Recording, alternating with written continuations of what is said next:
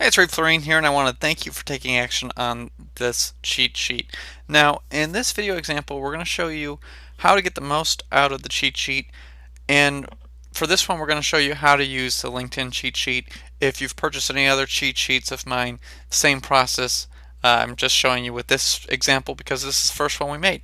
So the LinkedIn cheat sheet really lets you do a lot of things, and the main purpose of this is to help newbies out, to help people who are creating content, and to help people who are experts on the topic. So how it helps a newbie.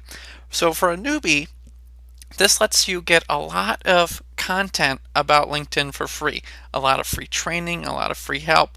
You can really get a lot of answers on this topic just by clicking a few buttons. Now, maybe you're someone who is a little bit more advanced and maybe you're creating maybe a blog post or a video about this topic. Well, you can click on these links too, and you can get a lot of content ideas and a lot of ideas of what's popular already, the questions people are asking, the information people need, so you have that information to create content that people want to consume. You also might be an expert on this topic, and this will help you stay abreast of all the current changes in your marketplace so you know how to adapt and how to grow your business even more. Now I'm going to highlight a few of the 40 different resources we have on here to show you how you can get the best use out of this. Now, one thing that I highly recommend you do is if you're if you want to open more than one site at a time, use the control button or the command button if you're on a Mac. It's control and then you click on the link and that'll open the links in a new window. So what I do is maybe I want to see the news. So I'll look at the Google News for LinkedIn and it'll show some of the most recent news about the topic, and that's a great way to see, maybe some breaking news and to keep up to date on changes in the market. Another thing I like to do is search the various search engines. So I'm just going to show one example here.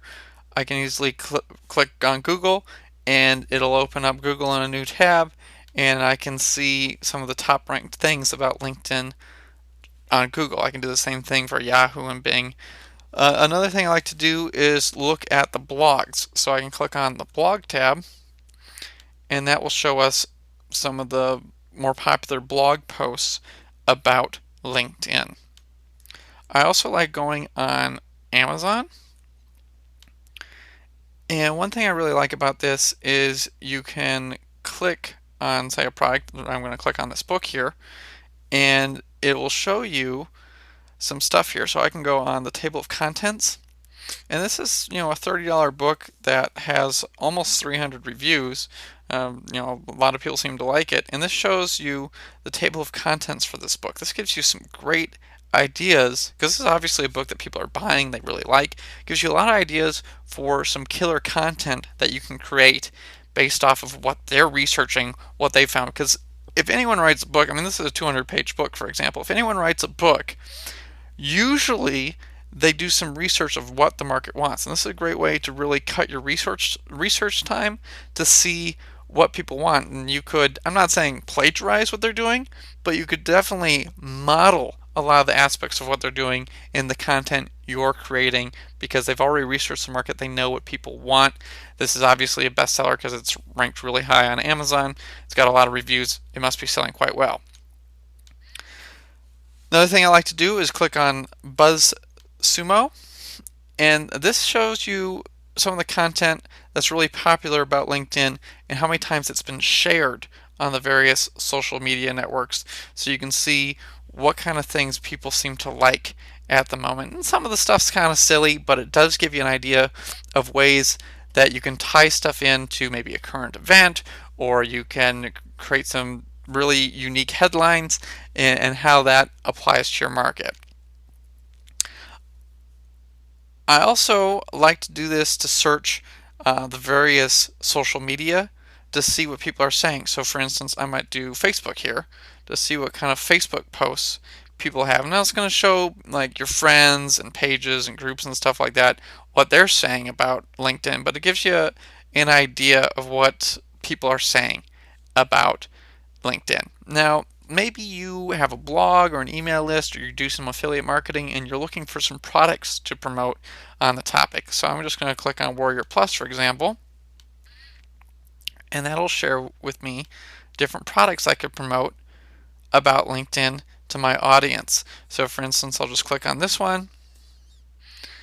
I could sign up. Well, I guess I'm already signed up for this one, and I could go to their sales page and see what it looks like, and maybe that's something that I would send a promotion out for. So it's really cool how that can really narrow your search down. It can give you some good ideas because you can also find products that are selling very well. For instance, that product had over 1,000 sales. So it gives you an idea of, boy, maybe that's something that I would want to create some stuff that would maybe take that to the next level, or would hit some of the points that their product was hitting, because obviously that's something that's sold very well in the past. Maybe there's some elements that I could expand on or do something with in my own product. Another thing I really like to do is I like to look at For Dummies, because I know they do a ton of research about stuff on the topic to put in their books, and they take some of the stuff from some of their best-selling books, and they also write some new content and create videos and stuff like that, and they put them on their website. So for instance, just on LinkedIn alone, they have 802 results on their website. So there's definitely, and they have 12 related books about LinkedIn. So there's definitely things that they've researched a lot and put a lot of effort in. I mean, if you're going to create as many books as they do, I mean, they have hundreds of different books on all these different topics. They research it really hard. They do a lot of work to make these books successful. You can cut a lot of your research time by looking at what they're doing and modeling what they do, because success leaves clues.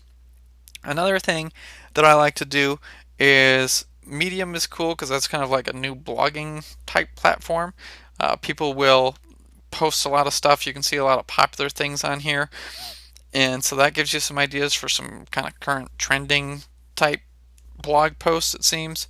I love Quora because this gives you actual questions people are asking about LinkedIn. And so you could answer those questions, or you could look at those and go, that's an interesting blog post idea. That's an interesting video that I could create. It gives you a lot of different stuff that you could really work in, and it's definitely stuff people are searching for and stuff that people are asking for. So if you can help people get what they want, you're going to get what you want. I also think Google Trends can be useful. This is nice because it shows kind of the search engine trends on a topic. Obviously it was the holidays, so we had a little dip here, but it shows you, where it's popular, where people are searching for, what other things people are searching for that are directly related to it.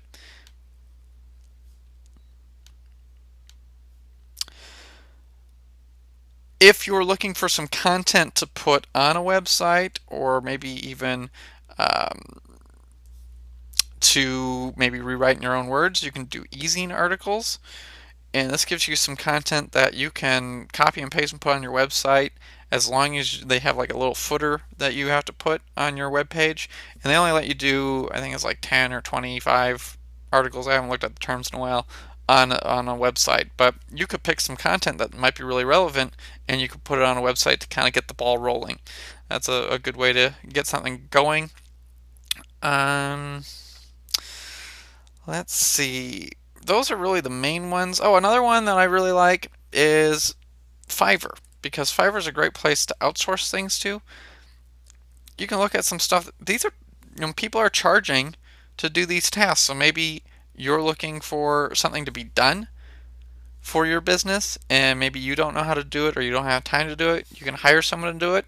Or maybe you go, wow, some of these things are selling really well. Like, for instance, this person will edit your LinkedIn profile. She's got 237 buyer reviews, and it looks like she's got a whole bunch of upgraded options you can do. So she's making some good money, doing this LinkedIn profile editing. So she probably looks at some stuff here. It looks like it describes what she does. She cleans up spelling and grammar and stuff like that. I mean, she probably puts it in something like Word, lets it do a lot of the work, and then gives it a once over herself. and fixes a few things and puts it up for you. So it's pretty handy. See, she delivers it as a Word document, so that probably does a good chunk of the work for her. It's pretty cool that you can find stuff that way just with this cheat sheet. So I know this video is about LinkedIn, but this works for any of the cheat sheets we've done. You get the same kind of idea. It will work for whatever topic that your cheat sheet you purchase is on. But I highly recommend you use this cheat sheet because it saves you a ton of time. It gives you a lot of starting points, and I think you'll find it very useful.